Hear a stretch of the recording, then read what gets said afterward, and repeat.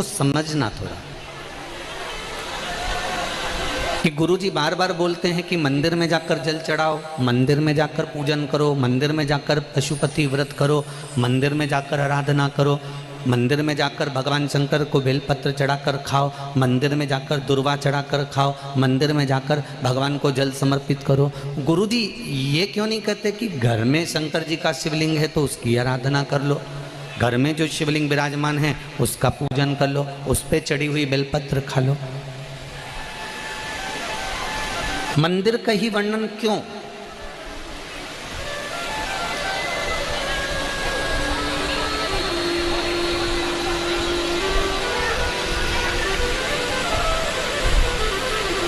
एक आप ये बेलपत्री भगवान शंकर को चढ़ाएं ना चढ़ाएं, आप पुष्प भगवान शंकर को चढ़ाएं ना चढ़ाएं,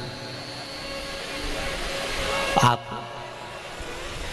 दुर्वा भगवान को चढ़ाएं ना चढ़ाएं,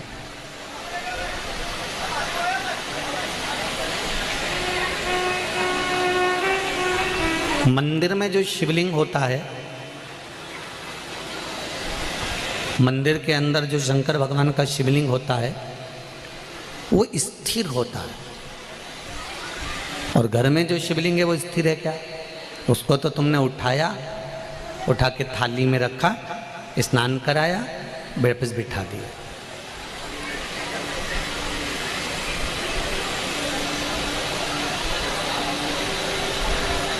मंदिर में जो शिवलिंग रखा गया है वो स्थापित है, वो स्थिर है। स्थापित शिवलिंग की एक महत्वता सबसे ज़्यादा होती है कि उस पर अगर बेलपत्री चढ़े तो ठीक, फूल चढ़े तो ठीक, सामग्री चढ़े तो ठीक, जल चढ़े तो ठीक। उसकी सबसे बड़ी महत्वता होती है कि जितने लोग उसका दर्शन करते हैं उनकी दृष्टि ही जब भगवान पर चढ़ जाती है तो वो शिवलिंग सिद्ध होता चले जाता है और उसका फल हमें अधिक मिलता है।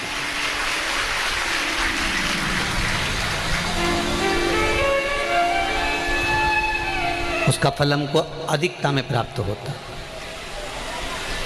अब घर में जो शिवलिंग है, घर में जो शंकर भगवान का शिवलिंग है छोटा सा, उस पर कितने लोग दर्शन कर रहे हैं? आपने कर लिया, पति ने कर लिया, बच्चों ने कर लिया, या घर में जो सास ससुर हैं, परिवार है, कुटुंब है, उसने दर्शन कर लिया, या आपके कोई मेहमान आ गए, आपके कोई रिश्तेदार आ गए तो उन्होंने दर्शन कर लिया। समझ लेना जरा अच्छे से हो। अब घर के शिवलिंग पर परिवार वाले ही दर्शन कर रहे हैं, परिवार के लोग ही उसको दर्शित हो रहे हैं, दर्शन कर रहे हैं, पूजन कर रहे हैं। पर मंदिर का जो शिवलिंग होता है, कोई ज़रूरी नहीं है कि सब जाकर बेलपत्र चढ़ाएंगे, सब जाकर फूल चढ़ाएंगे, सब जाकर चावल चढ़ाएंगे, या एक लोटा जल सब जाकर चढ़ाएंगे। अगर मंदिर का दरवाज़ा खुला हुआ है और मंदिर के बाहर से भी कोई निकल कर जा रहा है, मंदिर उसको मालूम है कि यहाँ मंदिर है, और उसकी ये मुख, उसका ये चेहरा मंदिर की ओर भी मुड़ गया। भले गाड़ी चढ़ा रहा था, गाड़ी चलते हुए जा रही थी, भले उसको शिवलिंग दिखा ना दिखा, पर उसका चेहरा मंदिर की ओर मुड़ा तो उसकी दृष्टि का प्रसाद भगवान को चढ़ चुका था, भगवान उसको स्वीकार कर चुका।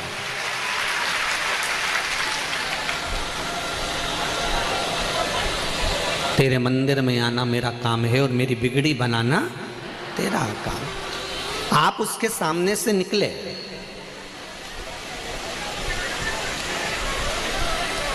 आप उसकी चौखट पे से निकले और उसके सामने उसकी चौखट से जब आप निकले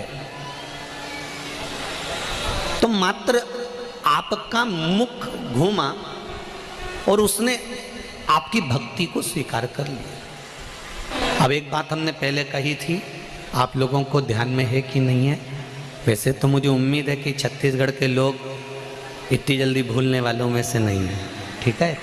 आप लोगों को सुना होगा, हमने कहा था कोई शिवलिंग जंगल में हो, एकांत में हो, जहाँ कोई नहीं जाता, बोला था कि नहीं बोला था, जहाँ कोई ना जाए, केवल शिवलिंग है, वहाँ कोई जाता ही नहीं है, वहाँ कोई पहुँचता ही नहीं है, और आप वहाँ से निकल कर जा रहे हैं और आपने वहाँ पर एक लोटा जल समर्पित कर दिया या वहाँ सफाई कर दी या वहाँ भगवान की पूजन कर ली, तो वो अधिक फलदायी होता है।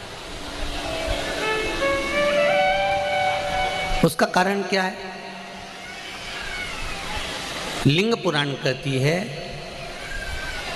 घर में जो शिवलिंग है उस शिवलिंग से ज़्यादा बलवान होता है मंदिर का शिवलिंग। मंदिर के शिवलिंग से ज़्यादा बलवान होता है तीर्थ क्षेत्र का शिवलिंग। तीर्थ क्षेत्र के शिवलिंग से ज़्यादा बलवान होता है किसी नदी, सरोवर, तालाब, कुंड के पास का शिवलिंग।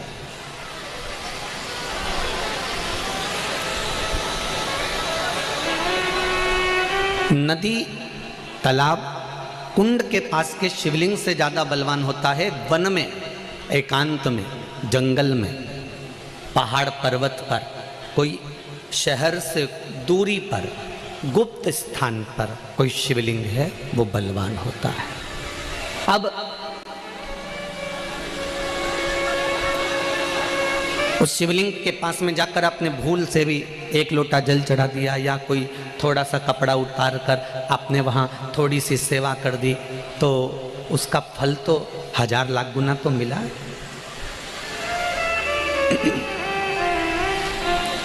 महाभारत की एक कथा है,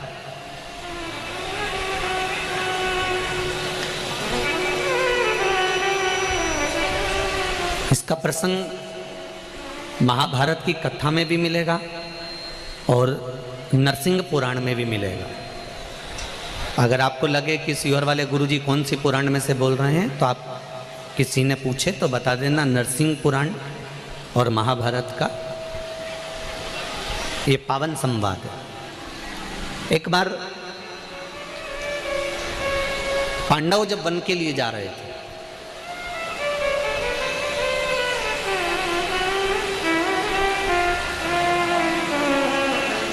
और पांडव जब वन के लिए जा रहे हैं, पांडव वन की ओर प्रवेश कर रहे हैं, कुछ दिन पांडवों को वन में घूमते घूमते निकल गए।